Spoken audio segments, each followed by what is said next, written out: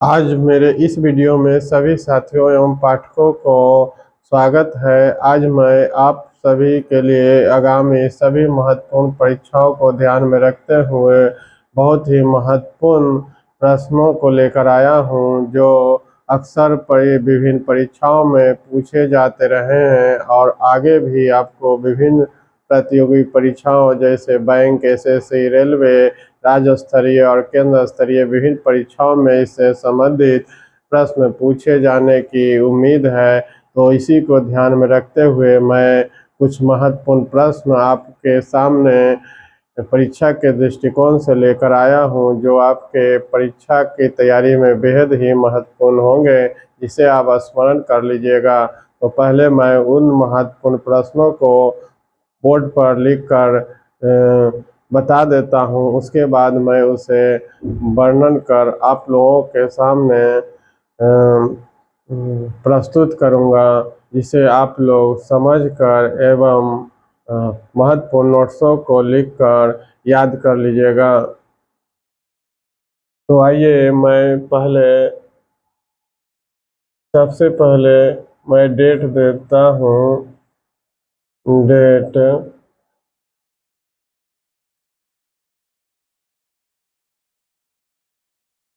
29/4/30 आगामी सभी प्रतियोगी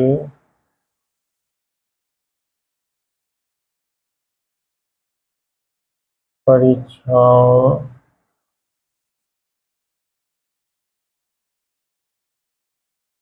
railway, SSC, bank, state level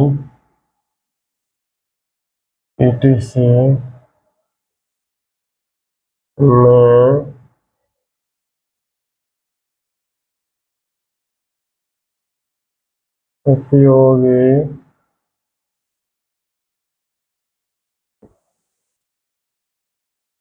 अधिक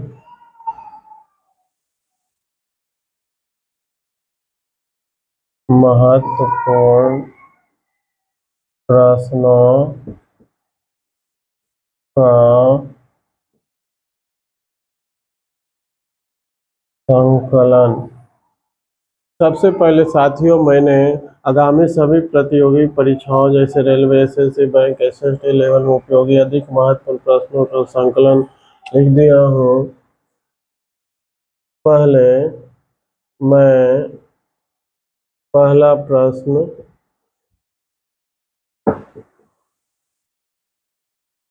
संत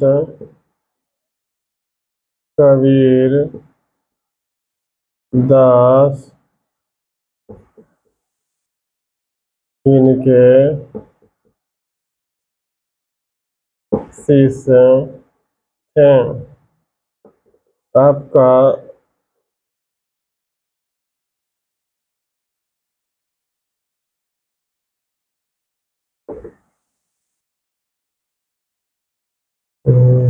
पहला प्रश्न, संत कबीर दास किनके शिष्य थे?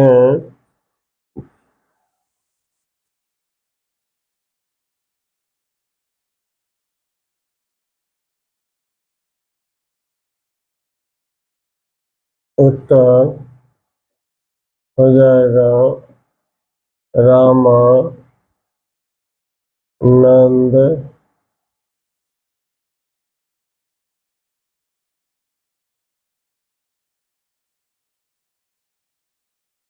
जी का, जो एक वैष्णव संत थे। दूसरा प्रश्न, डायनासोर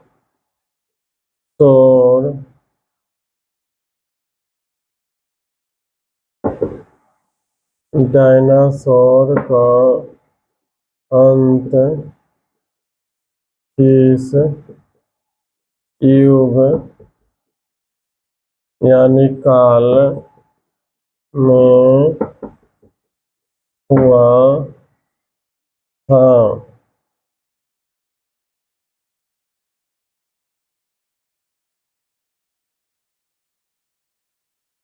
उत्तर है ऑप्शन के दृष्टि से। यहाँ मैं साथियों आप लोगों को एक बात और बताना मैं भूल गया था। यहाँ आप लोगों को ऑप्शन दे करके परीक्षा में वस्तुनिष्ठ प्रश्नों के उत्तर पूछे जाते हैं और उसमें से जो सही और सबसे अ, उपयुक्त उत्तर होते हैं उसी का आप लोगों को परीक्षा में आंसर देना होता है। तो उसकी दृष्टिकोण में रखते हुए मैं ऑप्शन आप लोगों के सामने रख देता हूँ ताकि उससे संबंधित कि कोई भी ऑप्शन से अन्य जुड़े हुए प्रश्न भी अगर एग्जाम में आ जाए तो उस प्रश्न का उत्तर भी आप बड़ी आसानी से दे दें। इसलिए मैं ऑप्शन भी लिख देता हूँ। डायनासोर का अंत किस युग या काल में हुआ था? पहला जुरासिक काल, दूसरा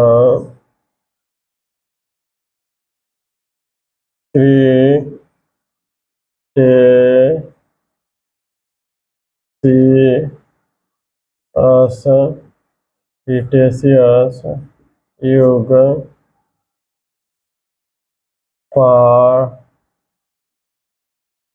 जुरासिक काल, क्रिटेशियस युग,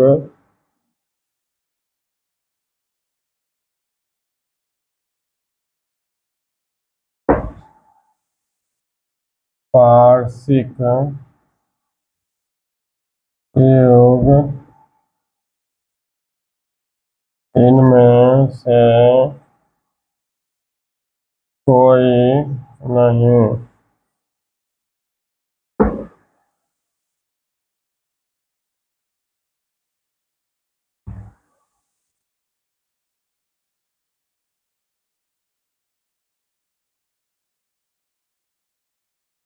पुरी में किस भगवान की मंदिर है? पहला जगन्नाथ, दूसरा अम, अम, ब्रह्मा जी, तीसरा अम, भगवान शिव, चौथा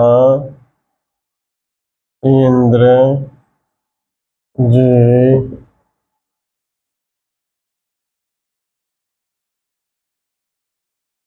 पहले वाला में भी हम ऑप्शन दे देते हैं। पहला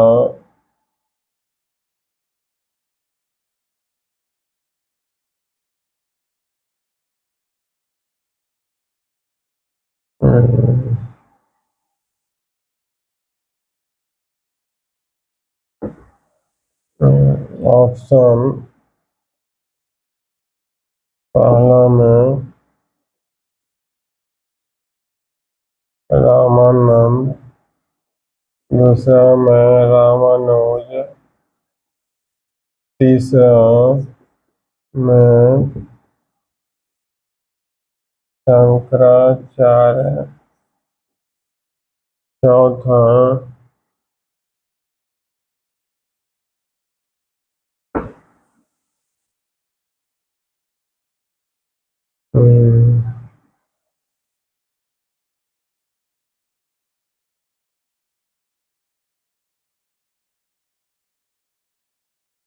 वल्लभाचार्य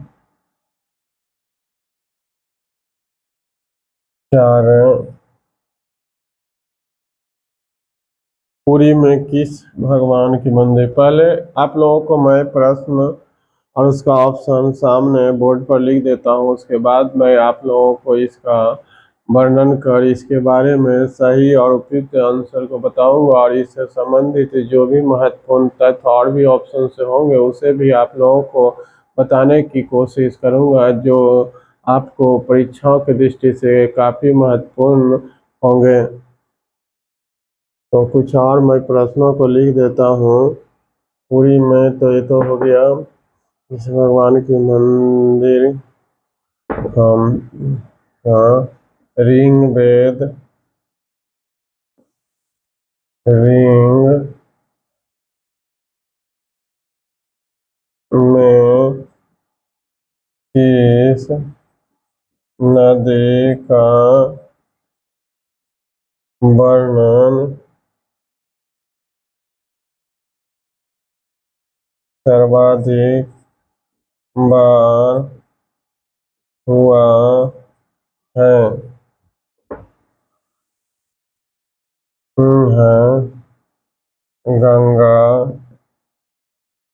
नदी, दूसरा यमुना नदी, तीसरा सिंधु नदी, चौथा रावी नदी।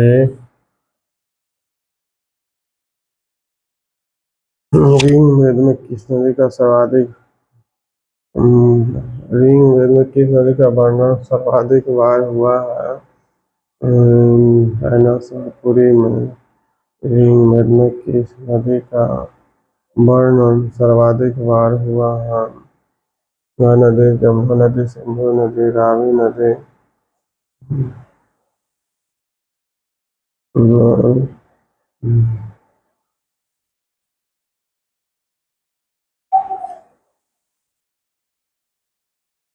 आप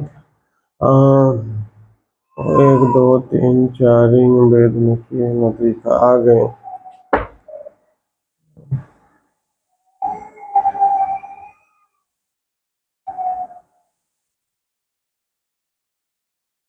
हमारे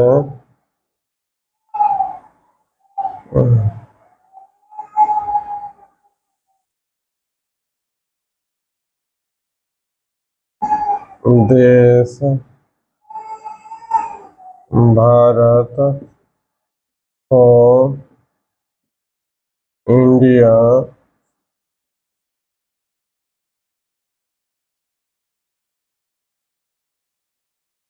नाम किसने दिया? ऑप्शन में ग्रीकों, ईरानियों,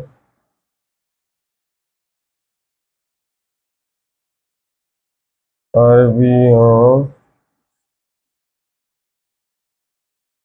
ईरानियों ने, ग्रीकों ने, अरबियों ने, हाँ,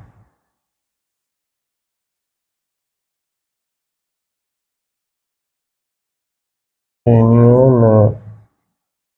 तो यहाँ साथी लोग ऊपर देखिए, महत्वपूर्ण कुछ प्रश्नों को आपके सामने मैंने उतार दिया है, जो अक्सर परीक्षाओं में इससे संबंधित प्रश्न पूछे जाते रहे हैं, और आगे भी ये प्रश्न परीक्षा के दृष्टिकोण से महत्वपूर्ण है, जो अधिक से अधिक पूछे जाने की संभावना है। और मैंने इस प्रश्न में ऑप्शन भी साथ में दे दिया हूँ, ताकि आप लोगों को इस प्रश्न से जुड़े हुए ऑप्शन से संबंधित कोई अन्य प्रश्न भी आप लोगों को पूछा जाए तो उस प्रश्न का जवाब भी बड़ी आसानी से आप लोग दे दें। तो इसी को दृष्टिकोण में रखते हुए मैंने ऑप्शन को भी लिख दिया हूँ, जिसे मैं कोशिश करूँगा कि ऑप्शन को भी, आप ऑप्शन से जुड़े हुए संबंधित प्रश्नों को भी आप लोगों को बता दूँ, ताकि आप लोग हर तरह से परीक्षा में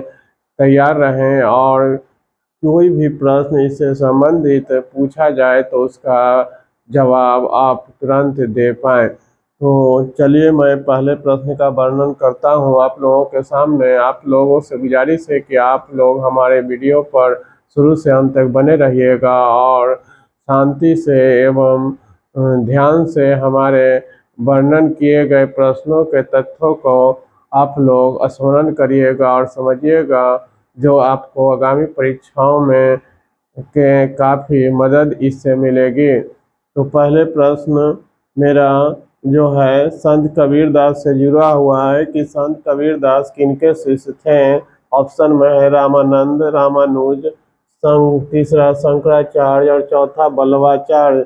तो संत कबीरदास जी के बारे में जैसा हम लोग जानते हैं कि संत कबीरदास जी भारत के एक बहुत बड़े ही संत एवं कवि थे और यह निर्गुणवादी कवि, निर्गुणवादी धारा के संत थे, निर्गुणवादी विचार के व्यक्ति थे जो मूर्ति पूजा और अंधविश्वास में इनको आस्था नहीं थी। ये मूर्ति पूजा के विरोधी थे और इन्होंने ये कहे भी थे कि मोको कहाँ ढूंढे बंदे, मैं तो तेरे पास, ना मैं मंदिर ना मैं मस्जिद ना काबे कैलाश में, खोजियो तो तुरंत मिलियो हर जीवों की हृदय की वास में, ये यानी कि अंतरात्मा में। यानी कबीरदास जी का विश्वास था कि ईश्वर की खोज में व्यक्ति दर दर मंदिर मस्जिद काबे कैलाश तीर्थ धाम पर भटकता है, जाता है, लेकिन हृदय भगवान जो होता है उसके हृदय में ही वास करते हैं। जिस भगवान की खोज में व्यक्ति अनेक तीर्थ धाम जाता है, मंदिर में, मस्जिद में, गुरुद्वारा में, चर्च में, धाम पर, पर्वत कैलाश पर, लेकिन भगवान उसके अंतरात्मा में ही विराजमान होते हैं, जिसे व्यक्ति पहचान नहीं पाता है। उस अपनी वाणी से उन्होंने कहा है कि खोजने पर महसूस होंगे कि उसके हृदय में ही ईश्वर वास करते हैं, लेकिन व्यक्ति अपनी मूर्खतावश, अज्ञानतावश ईश्वर की तलाश में दर दर भटकते हैं और इसके लिए मंदिर मस्जिद हर जगह घूमते फिरते रहते हैं। लेकिन असली हृदय का वास उनके अंतरात्मा में ही, जीवों के अंदर ही हृदय में वास भगवान करते हैं। तो इस तरह के विचार रखने वाले हमारे कबीरदास जी एक बहुत बड़े संत और कवि थे, जिनके बारे में पूछा गया है कि संत कबीरदास जी किनके शिष्य थे। तो संत कबीरदास जी रामानंद के शिष्य थे, जो एक वैष्णव संत थे, यानी भगवान विष्णु के उपासक थे, वैष्णव धर्म का मानने वाले रामानंद जी थे, रामानंद जी एक वैष्णव संत थे जो भगवान विष्णु के उपासक थे, उनकी पूजा करते थे और वैष्णव धर्म को मानते थे और इसी से वैष्णव धर्म से जुड़े हुए संत एवं महात्मा थे रामानंद जी, और उन्हीं का परम शिष्य संत कबीरदास जी थे। दूसरा, शंकराचार्य भी एक संत एवं विद्वान थे। आपको बल्लभाचार्य भी संत ही थे ये भी, लेकिन संत कबीरदास जी संत कबीरदास जी के गुरु थे वह रामानंद जी थे। और यह आपको अक्सर परीक्षाओं में संत कबीरदास किनके शिष्य थे यह नहीं करके यानी पूछ सकते हैं कि रामानंद जी के कौन संत थे, यानी संत कबीरदास जी, यह पूछ सकते हैं कि संत कबीरदास जी के गुरु कौन थे। तो संत कबीरदास जी के गुरु रामानंद जी थे। ऐसे भी पूछ सकते हैं, परीक्षाओं में आपको प्रश्नों को पूछा जा सकता है, घुमाकर भी प्रश्न आप लोगों को पूछा जाता है, इसलिए आप लोगों को हर तरह से परीक्षा में तैयार रहना है ताकि किसी तरह से भी क्वेश्चन पूछा जाए तो उसका सही जवाब दे सकें। दूसरा है प्रश्न, डायनासोर का अंत किस युग में, युग का मतलब यहाँ काल होता है, यानी किस युग यानी काल में हुआ था। डायनासोर के बारे में आप लोग भी जानते होंगे, या कुछ आप लोग इसमें फिल्में भी आई है, जुरासिक पार्क करके और गॉडजिला करके कुछ फिल्में भी डायनासोर पर बनी है, जिसमें डायनासोर को दिखाया गया है और डायनासोर से जुड़े हुए कहानियों को उसमें बताया गया है फिल्म में कि डायनासोर किस प्रकार का प्राणी था। तो धरती पर बहुत पहले यानी कि डायनासोर का प्रश्न में तो पूछा गया है कि डायनासोर का अंत यानी किस काल में समाप्ति हुई है, यानी एक्सटिंक्ट, अंग्रेजी में इसको अंत को एक्सटिंक्ट या कहते हैं। तो डायनासोर का अंत जो हुआ था क्रीटेशियस युग में हुआ था, लेकिन डायनासोर का प्रभुत्व यानी डायनासोर के प्रभुत्व जो कायम था, उत्पत्ति जो थी वह जुरासिक काल में था। तो जुरासिक काल आपको डायनासोर के प्रभुत्व यानी उद्गम, उत्पत्ति से जुड़ा हुआ काल है।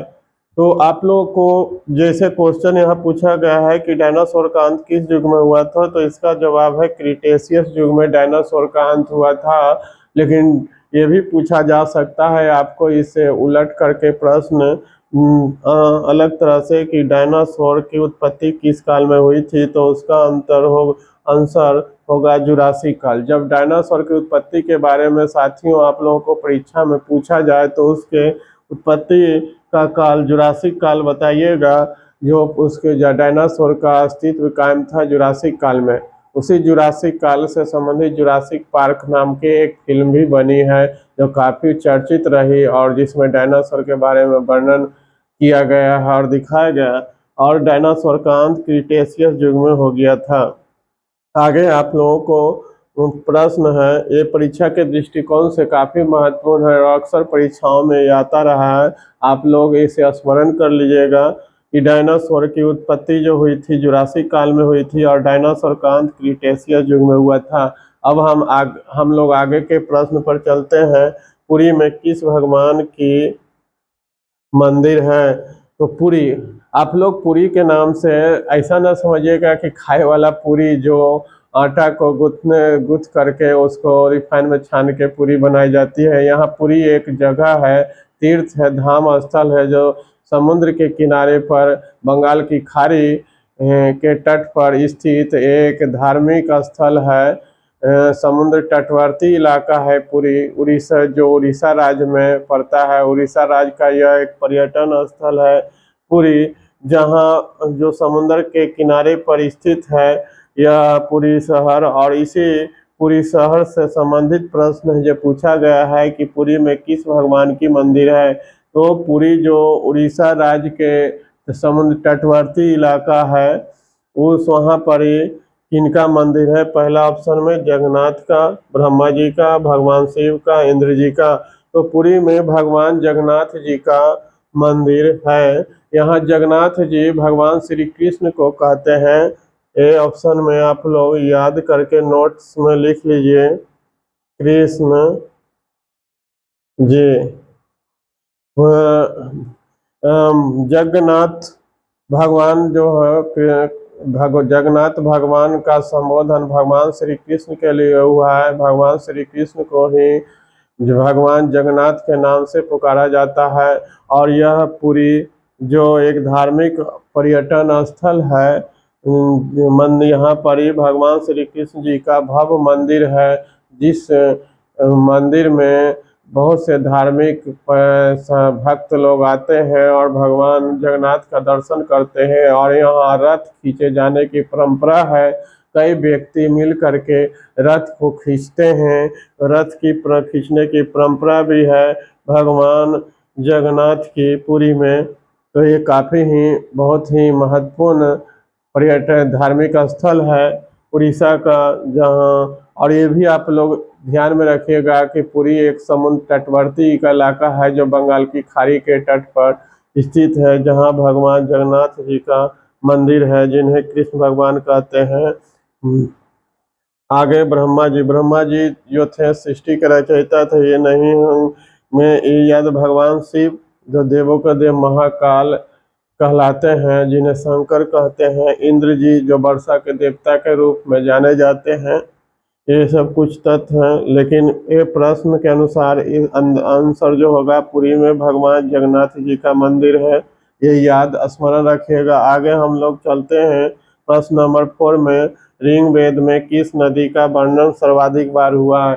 साथियों एवं पाठकों, यहाँ ऋग्वेद से संबंधित नदी का वर्णन अक्सर परीक्षाओं में प्रश्न पूछे जाते रहे हैं, जो किसी न किसी संबंधित इससे प्रश्न आते रहे हैं और आगामी परीक्षाओं में भी इससे प्रश्न आने की काफ़ी संभावनाएं है विभिन्न परीक्षाओं में। तो उससे भी मैंने एक प्रश्न लिया है कि ऋग्वेद में किस नदी का वर्णन सर्वाधिक बार हुआ है। तो ऋग्वेद, जैसा कि हम लोग जानते हैं, हमारे देश में सबसे प्राचीन ग्रंथ है वैदिक साहित्यों का, यानी वैदिक काल का सबसे प्राचीन ग्रंथ ऋग्वेद है, जिससे वैदिक समाज के बारे में यानी वैदिक साहित्य की जानकारी मिलती है ऋग्वेद से।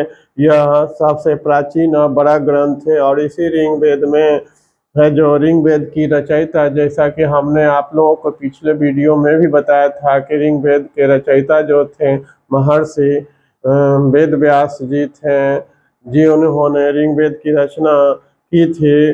और ये ऋग्वेद में विभिन्न उस समय के वैदिक काल के विभिन्न स्रोतों की, यानी विभिन्न आर्थिक, सामाजिक, राजनीतिक सारे जानकारियाँ वर्णित है। उसी में नदी से संबंधित वर्णन भी ऋग्वेद ग्रंथ में की गई है। तो ऋग्वेद में किस नदी का वर्णन सर्वाधिक है? गंगा नदी पहला में, दूसरा यमुना नदी, तीसरा सिंधु नदी और चौथा रावी नदी। जैसा हम लोग जानते हैं कि हमारे देश की प्राचीन सभ्यताएं बाद में ऋग्वेद से भी सबसे प्राचीन काल की सभ्यता का पता चला, जिसे सिंधु घाटी की सभ्यता कहते हैं, जिसकी लिपि को इतिहासकारों ने अभी तक सिंधु घाटी की लिपि ऐसी लिपि है चित्रात्मक एवं भावात्मक की, अभी तक विद्वानों ने उस सिंधु घाटी की चित्रात्मक लिपि को पढ़ नहीं पाए हैं, जो वो वैदिक साहित्य से भी काफ़ी प्राचीन सभ्यता मानी जाती है। तो उस सिंधु घाटी सभ्यता यानी सिंधु घाटी सभ्यता में सिंधु नदी जो है काफ़ी महत्वपूर्ण है और इसी सिंधु नदी के नाम पर उस सभ्यता का नाम सिंधु सभ्यता पड़ा। इसको इंडस वैली सिविलाइजेशन भी कहते हैं, जो हमारे देश की सबसे प्राचीनतम सभ्यता है। और ऋग्वेद में भी सिंधु नदी का वर्णन सर्वाधिक बार हुआ है, क्योंकि सिंधु नदी आर्थिक दृष्टिकोण से महत्वपूर्ण था। हमारे उस समय के प्राचीन काल के लोगों ने उस नदियों के किनारे अपनी बस्तियां बसाए। हमारे देश की प्राचीन सभ्यता का विकास नदी घाटी में ही हुआ और उस नदी घाटी में सिंधु घाटी की सभ्यता में सबसे महत्वपूर्ण नदी सिंधु की बार बार चर्चा होती है। और इसी सिंधु नदी आर्थिक दृष्टिकोण से जो महत्वपूर्ण था, उसके नाम पर हमारे देश की सभ्यता का नाम सिंधु घाटी सभ्यता पड़ा। तो ऋग्वेद में सिंधु नदी की चर्चा अधिक बार हुई है, यानी वर्णन सर्वाधिक बार हुआ है, तो इसका आंसर हो जाएगा सिंधु नदी। उसके बाद और भी अलग अलग जो नदियां हैं उसके बारे में भी आप लोग को ज्ञान दे देता हूँ कि ऋग्वेद में गंगा नदी का वर्णन एक बार, यमुना नदी का वर्णन 3 बार हुआ है और रावी नदी का वर्णन एक बार भी नहीं, यानी कोई चर्चा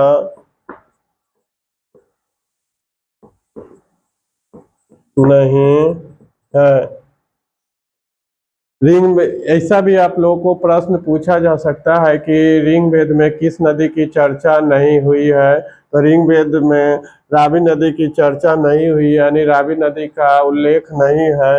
बाकी तीनों नदियों, गंगा नदी का वर्णन एक बार ऋग्वेद में हुआ है, दूसरा यमुना नदी का वर्णन 3 बार हुआ है, सिंधु नदी का वर्णन कई बार हुआ है, यानी सर्वाधिक बार हुआ है, लेकिन रावी नदी का वर्णन एक बार भी नहीं हुआ। तो अगर आप लोगों से गंगा नदी के बारे में अगर पूछा जाए कि ऋग्वेद ग्रंथ में गंगा नदी का वर्णन कितनी बार हुआ है, तो याद रखिएगा गंगा नदी का वर्णन एक बार हुआ है। यमुना नदी से संबंधित पूछा जाए तो यमुना नदी का 3 बार हुआ है और सबसे ज्यादा नदी का वर्णन जो हुआ ऋग्वेद में सिंधु नदी का हुआ है। और रावी किस नदी का वर्णन नहीं हुआ है पूछा जाए तो उसका जवाब रावी नदी का होगा, क्योंकि रावी नदी की कोई चर्चा ऋग्वेद ग्रंथ में नहीं की गई है। तो ये भी परीक्षा के दृष्टिकोण से इससे संबंधित जो भी जानकारियां थी आप लोगों को मैंने साझा कर दिया और बता दिया है। आगे मैं अगले प्रश्न पर चलता हूँ। हमारा अगला प्रश्न है, हमारे देश भारत को इंडिया यानी इंडिया नाम से किसने संबोधन दिया? हमारे देश को सबसे पहले भारत को इंडिया के नाम से किसने पुकारा? ये अक्सर परीक्षाओं में पूछे जाते रहे हैं और आगे भी आप लोगों को पूछे जाने की पूरी उम्मीद है। तो इसको दृष्टिकोण में रखते हुए मैंने इस प्रश्न को भी उठाया है, जो परीक्षा के दृष्टिकोण से काफ़ी महत्वपूर्ण है। हमारे देश भारत को इंडिया कहने वाले में ऑप्शन में है ग्रीकों ने, दूसरा ईरानियों ने, तीसरा अरबियों ने और चौथा चीनियों ने। ग्रीकों को यूनानियों ने, यूनानी भी कहते हैं। यहाँ यहाँ पाठक ध्यान दीजिएगा कि ग्रीक को ही यूनान के नाम से भी पुकारते हैं। ग्रीक देश का ही नाम यूनान है, ये माइंड में स्मरण रखिएगा, क्योंकि कभी कभी नाम को बदल कर भी पूछ दिया जाता है और उसके अन्य नाम को जानकारी नहीं रहने पर हम उसका गलत जवाब हम लोग दे देते हैं। इसलिए आप लोगों को अन्य नामों को भी स्मरण रखिएगा ताकि आप परीक्षा में मिस्टेक नहीं कर पाए। तो यहाँ ग्रीक देश का ही नाम यूनान है, ग्रीक को ही यूनान देश के नाम से जानते हैं, और दूसरा ईरानियों ने और तीसरा अरबियों ने और चौथा चीनियों ने। तो हमारे देश भारत को इंडिया नाम से पुकारने वाले, जैसा कि हम लोग जानते हैं हमारे देश का प्राचीन काल में व्यापार अरबों से होता था, ईरानियों से होता था, ग्रीकों से होता था और अन्य देशों से हमारे देश का व्यापार प्राचीन काल से ही होता रहा है। तो हमारे देश भारत को इंडिया नाम से पुकारने वाले सबसे पहले ग्रीक देश के यानी यूनानियों और ईरानियों के ईरान देश के लोग थे। हमारे भारत को इंडिया नाम से पुकारने में ईरानियों ने और यूनानियों ने महत्वपूर्ण भूमिका निभाई। इसी लोगों ने इंडस नदी के नाम पर इंडस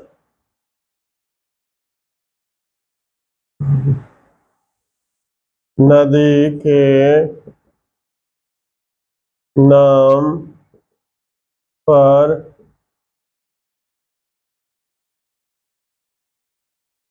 इसे इंडिया के नाम से पुकारने लगे।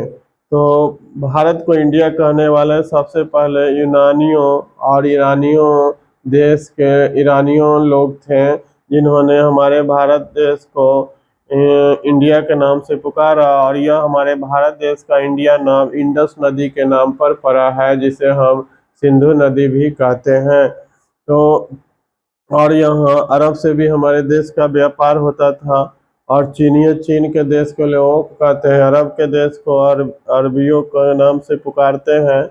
ये सभी देशों से व्यापार होता था, लेकिन हमारे देश को भारत यानी इंडिया की उपाधि इंडिया के नाम से पुकारने वाले इंडस नदी के नाम पर यूनानी लोग थे और ईरानी लोग थे। और ये यूनान को ही ग्रीक के नाम से भी जाने जाते हैं। अतः यह क्वेश्चन भी काफ़ी महत्वपूर्ण है, जिसका मैंने आप लोगों को वर्णन करके बताया है।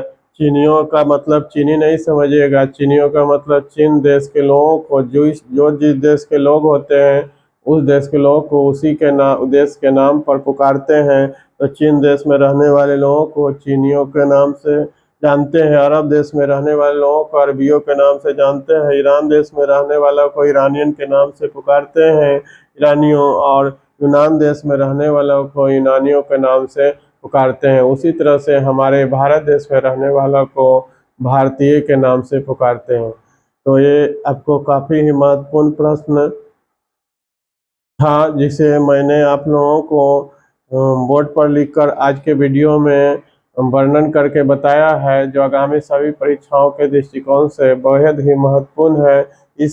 इसे आप सभी पाठकगण उतार लीजिएगा और उतार लें और उतार कर या स्क्रीनशॉट लेकर के रख लें, ताकि आगामी परीक्षाओं में कोई भी प्रश्न इससे जुड़े हुए हों उसका आप इससे संबंधित प्रश्नों का उत्तर सही ढंग से सही ऑप्शन को लगाकर उत्तर दे सकें।